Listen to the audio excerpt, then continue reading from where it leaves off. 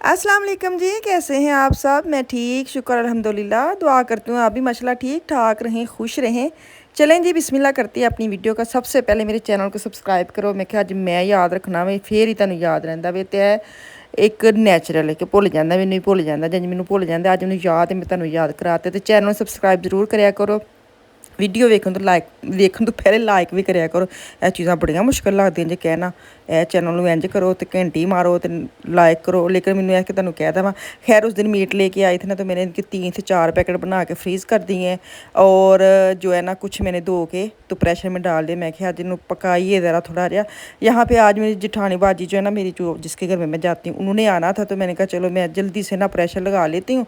पहले मैं गोश्त संभाल लूँ क्योंकि अभी बड़ा एक टास्क है। तो जब पाकिस्तानी मार्केट में जाते हैं ना, वहाँ से हम पूरा काफ़ी ज़्यादा लेके आते हैं। तो वो तो तुर्की मार्केट जाते हैं ना, तो ये पास होते ही फिर हम 2-3 दिन का ले आते हैं। वाला गोश्त मैं वहाँ आँदी ना तुहानूं मैं मंगवानी है पुलाव लिए। नाम मैनूं नहीं पता इसदा की नाम है, की कह के लेना पैंदा, लेकिन इसका पुलाव क्या मज़े का बनता है, सुपर। इसमें हड्डियाँ भी होती हैं, इसमें गोश्त भी होता है। थोड़ा सा महंगा आता है लेकिन पुलाव बड़ा मज़ेदार बनता है।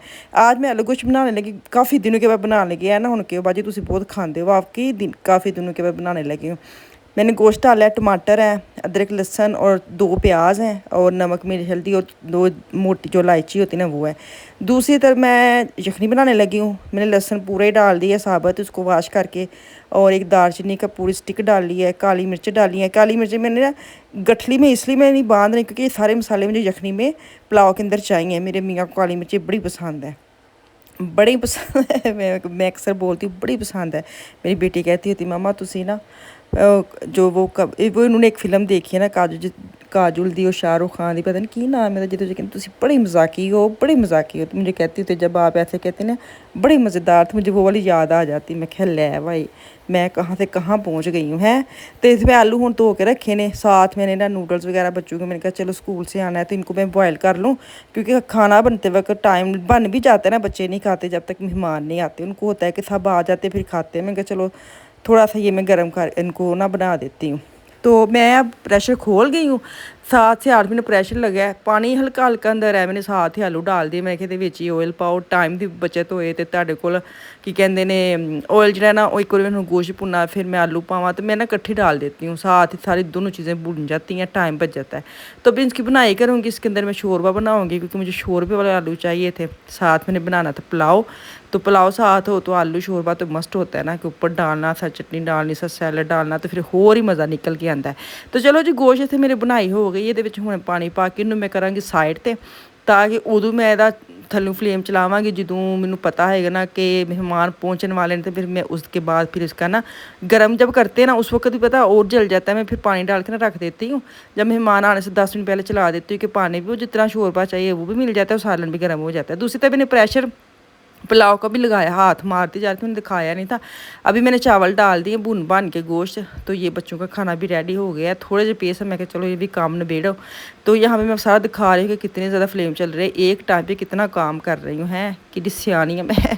यहाँ पे मैंने दम लगाना था चावलों को, पानी थोड़ा सा सूख गया था। तो अब मैं इसके लगाऊंगी दम, ताकि मैं आटा भी साथ गूंद लिया। अच्छा आटा जो ना ख़त्म होया होवे ना, मैनू बड़ा वक्त है। हालांकि 4 से 5 रोटियां बन जाना, तो फिर मैंने ताज़ा गूंद लिया। मैं क्या जिस दिन मैं 4 तो 5 रोटियां पकानियां ने ना, उस दिन सारे ने रोटियां खानियां ने। बेहतर आटा गूंद के रखो, ए वक्त ही मकाओ। यहाँ पे मैं काली मिर्च डाल लिया, गर्म मसाला डाला है, धनिया डालेगा, आलू गोश्त हो जाएंगे डन। क्योंकि यहाँ पे मेरे परौने जो है ना वो पहुँचने वाले थे।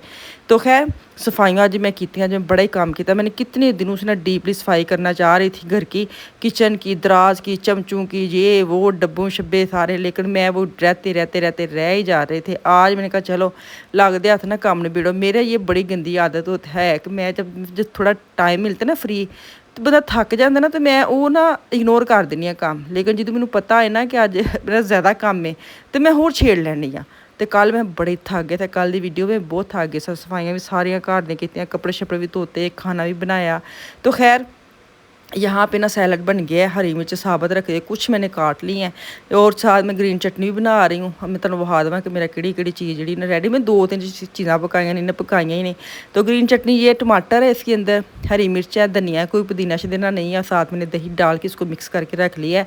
पेड़े मैं करके रख ले सन क्योंकि आटा ताज़ा गुज्जिया होए ना, तो ओहदे पेड़े तुसीं करके रख लो। कुछ दिन पहले तो विसम के ना आटा विसम गया, तो फिर ना जल्दी सोहनी पराठा कहने फुलके बन जाते हैं। एक फुलका बन गया, उन्होंने मैं नाल हल्का फुल्का सेकन दी हाँ। दूसरी मैं हुण तुहानूं विखावां कि बड़ी गर्मी सी, कल बहुत गर्मी सी। पक्खा जो है ना वो मैं एग्जॉस्ट जैसे होते हैं ना, इस टाइप का मैंने खिड़की तरह मुँह करके मैंने नहीं लगाया, मेरे मियाँ लगा के दे के तजर्बे वही करते हैं। एडा मेरा दिमाग नहीं इन चीज़ों वाल चलता, उनको ये था गर्मी कम होगी। तो चले जी टेबल पर खाना आ गया था। ये वाली चटनी जो ये मैंने नहीं बनाई, ये मेरे मियाँ ने बनाई है। पता नहीं की पाया, उन्होंने आप नहीं पता। कल इतनी मज़े की बनी थी, तो मैंने पूछा है कि की पाया, क्योंकि फिर मैंने दसना पैंदा। वो कहते मैंने आप नहीं पता की पाया। इनके हाथ में सारे मसाले आ जाते हैं, सारे वो डाल देते, लेकिन साबुत चीज़ें हैं, टमाटर है, प्याज है, हरी मिर्चें, धनिया, सारा साबुत है, कोई कुट्टिया छुट्टिया नहीं होना। ए मेरी प्लेट है, मैं थोड़े ਜਿਹੇ ਲੈਣੇ ਸਨ छोटी प्लेट में अपना सैलड बनाया। मैं चलो ਤੁਹਾਨੂੰ ਵਿਖਾ ਦੇਵਾਂ ਤੇ ਖਾਣਾ ਸ਼ਾਨਾ ਖਾ ਕੇ, ਕਿਉਂਕਿ ਮੈਂ ਸਭ ਤੋਂ ਪਹਿਲੇ ਜ਼ਰੂਰੀ ਤੁਹਾਨੂੰ ਦੱਸ ਦੇਵਾਂ ਅੱਜ ਸੀ ਆਫੀਆ ਖਾਨ ਦੀ ਬਰਥਡੇ। ਤੇ ਉਹ ਅਸੀਂ ਤੁਹਾਨੂੰ ਪਤਾ ਵੀ ਹੁਣ ਤੇ 4 ਤੋਂ 5 ਸਾਲ 5ਵਾਂ ਸਾਲ ਲੱਗਾ ਚੈਨਲ ਤੇ ਮੈਨੂੰ। ਤੁਹਾਨੂੰ ਪਤਾ ਮੈਂ ਬੱਚਿਆਂ ਦੀ ਸਾलगिरह वगैरह कोई नहीं ਅਸੀਂ करते, सेलिब्रेट नहीं करते। सिर्फ इनके दोस्त जो आते हैं ना उनको भी पता होता है कि ये सेलिब्रेट नहीं करते। इसके पीछे ये नहीं कि हाय ਬੱਚਿਆਂ ਨੂੰ फील होएगा, नहीं। ਬੱਚਿਆਂ ਨੂੰ ਜੋ ਤੁਸੀਂ ਸ਼ੁਰੂ 'ਚ ਦਿਮਾਗ 'ਚ ਪਾਣਾ ਨਾ ਬੱਚਿਆਂ ਦੀ ਉਹੀ ਰਹਿੰਦਾ। ਮੇਰੇ ਲੁਕਮਾਨ ਤੋਂ ਲਾ ਕੇ ਬਾਕੀ ਸਾਰੇ ਮਾਸ਼ਾਅੱਲਾ ਛੋਟਿਆਂ ਨੂੰ ਪਤਾ ਹੈ ਕਿ ਅਸੀਂ ਨਹੀਂ ਮਨਾਈਦਾ, ਕਿਉਂਕਿ ਜਿਹੜੇ ਇਹਨਾਂ ਨੇ ਪੈਸੇ ਫਜ਼ੂਲ ਚੀਜ਼ਾਂ 'ਤੇ ਲਾਣੇ ਨਾ, ਉਹ ਤੁਸੀਂ ਕੋਸ਼ਿਸ਼ ਕਰਿਆ ਕਰੋ ਇਹਨਾਂ ਨੂੰ ਇਹ ਚੀਜ਼ਾਂ ਦੀ ਵੈਲਿਊਜ਼ ਦਿਖਾਇਆ ਕਰੋ, ਸੁਣਾਇਆ ਕਰੋ ਪੈਸੇ ਦੀ ਕੀ ਮਤਲਬ। ਮੈਂ ਅਫਰੀਕਾ ਦੀ ਮਿਸਾਲ ਦੇਣੀ, ਅਕਸਰ ਪਾਕਿਸਤਾਨੀ ਮਸ਼ਹੂਰੀਆਂ ਹੁੰਦੀਆਂ ਨਾ, ਅਫਰੀਕਾ ਦੇ ਬੱਚੇ ਖਾਣ ਪੀਣ ਤੋਂ ਮਹਿਰੂਮ ਹੁੰਦੇ ਨੇ, ਇਹ ਚੀਜ਼ਾਂ ਬੱਚੇ ਨਾਲ ਜ਼ਰੂਰ ਸ਼ੇਅਰ ਕਰਿਆ ਕਰੋ ਤਾਂ ਕਿ ਆਪਣੇ ਤੋਂ ਨੀਵੇਂ ਹਮੇਸ਼ਾ ਬੱਚੇ ਰਹਿਣ, ਉੱਤੇ ਨਾ ਵੇਖਣ। ਇਹ ਵੀ ਇੱਕ ਲੈਸਨ ਹੁੰਦਾ ਬੱਚਿਆਂ ਨੂੰ, ਅਗਰ ਤੁਸੀਂ ਤਰਬੀਅਤ ਦੇ ਵਿੱਚ ਲਿਆਉਂਦੇ ਹੋ ਤਾਂ ਇਹ ਵੀ ਤਰਬੀਅਤ 'ਚ ਹੀ ਆਉਂਦਾ ਵੇ ਕਿ ਤੁਹਾਡੇ ਬੱਚੇ ਫਜ਼ੂਲ ਖਰਚੀ ਵੱਲ ਨਾ ਜਾਣ। ਹਾਂ ਤੁਸੀਂ ਉਂਝ ਤੁਸੀਂ ਬੱਚਿਆਂ ਨੂੰ ਜ਼ਰੂਰਤ ਵਾਲੀ ਚੀਜ਼ਾਂ ਤਾਂ ਕਰਨੀਆਂ ਹੀ ਕਰਨੀਆਂ, ਜਿਹੜੇ ਹੁਣ ਇੱਥੇ ਪੈਸੇ ਲੱਗਣੇ ਨੇ, ਬੈਲੂਨ ਲਿਆਓ, ਸਜਾਵਟ ਕਰੋ, ਤੋਹਫੇ ਦੇਵੋ, ਕੀ ਕਹਿੰਦੇ ਨੇ, ਤੁਹਾਨੂੰ ਪਤਾ ਜਦੋਂ ਸ਼ੋਅ ਆਫ ਕਰਨਾ ਹੋਏ ਤਾਂ ਕਿੰਨਾ ਕੁਛ ਹੀ ਆ ਜਾਂਦਾ ਵਿੱਚ। ਤੇ ਮੈਂ ਕਦੀ ਵੀ ਬੱਚਿਆਂ ਦੀ ਬਰਥਡੇ ਜਿਹੜੀ ਨਾ ਅਸੀਂ ਸੈਲੀਬ੍ਰੇਟ ਨਹੀਂ ਕਰੇ ਦੇ। ਮੇਰੇ ਖਿਆਲ ਜਿਹੜੇ ਤੇ ਪੁਰਾਣੇ ਨੇ ਉਹਨਾਂ ਨੂੰ ਤਾਂ ਪਤਾ ਹੋਵੇ, ਤੇ ਜਿਹੜੇ ਨਵੇਂ ਉਹਨਾਂ ਨੂੰ ਮੈਨੂੰ ਐਸੇ ਮੈਂ ਤੁਹਾਨੂੰ ਦੱਸ ਦੇਵਾਂ। ਤੇ ਆਫੀਆ फ़ान दोनों जो है ना वो ट्विन्स हैं, जुड़वा बच्चे हैं। तो ये जो गिशिंक है ना गिफ्ट, ये हमने नहीं दिए, इनके दोस्त हैं, तो उनको भी हमने ये नहीं बुलाते। इनको पता है कि सिर्फ हम बैठते हैं, खाना खाते हैं, बस ये हमारी होती है सालगिरह। तो ये वाली चीज़ें उसने मना करने के बावजूद बच्चे ले आए, लेकिन हम लोग जो ना गिफ्ट वगैरह भी नहीं बच्चों को देते। अगले दिन बेशक बच्चा ले ले या उससे एक दिन पहले ले ले, हाँ स्पेशल करके नहीं कहते कि ये आपका गिफ्ट, ऐसे नहीं। तो ये ले आए थे तो उनको मना किया था। फ़ान बोल रहा था, मैंने बोला था कि आप ना लेके आना, बस हमने खाना खाना है, ये अपनी गेम में खेलेंगे और फिर ख़त्म हो जाएगा ना। तो ये कभी भी बच्चों के ज़हन में नहीं आता हाय मेरे दोस्तों की सालगिरह होती है हम क्यों नहीं मनाते। कभी मेरे बच्चों ने ये बात नहीं की, क्योंकि उनको पता होता है कि हम लोग ऐसे नहीं करते। उनको ये वाली चीज़ें फील ही नहीं आती। उनको बस ये होता है कि हम उठे हैं, सारे सानू प्यार करन देन, साड़ा अज दिन वे असीं खुशी नाल रहन दे आ, ते सानू मतलब अपने नू स्पैशल फील करते हैं। तो असीं उन्हां नू करवाई दा प्यार मुहब्बत नाल, ठीक है। हाँ मैंने ऐसे में तुहानू तफसीलन दस दें इससे पहले। ये इनकी तायम ही चीज़ें लेके आई है, ये आफिया के लिए लेके आई है। और वो जो था ना क्या था, जो शुरू में इसमें डब्बा खोला है वो फ़ान साहब के लिए था। बस इतना सा बच्चों के लिए होना चाहिए कि ओवर ना होए, ठीक है। एहसास भी बच्चों को चला जाए और ओवर भी ना होए, फजूल खर्ची में ना वो गिना जाए, इतने पैसे ज़ाया ना जाए। हूँ काफ़ी मिला था लैक्चर ये तो हो गया ये तो जो कोई सवाल पूछेगा तो उन्होंने मैं जवाब जरूर दे दाँगी। तो हाँ यही सही है। तो चलो जी इत्थे हुण मैं बच्चों को देन दी चीज़ां चूज़ां, मैं चलो खोल लो, बड़ा शौक से उन्होंने उन्होंने दोस्तों ने वापस जाना से, तो ये वापस जाए। तो मैं चलो तुसी ना तुहानूं भी विखा देवां, सही है। तो इत्थे मैनूं दो इजाज़त, दुआवां च याद रखियो बच्चों नूं, ते अल्लाह हाफिज़।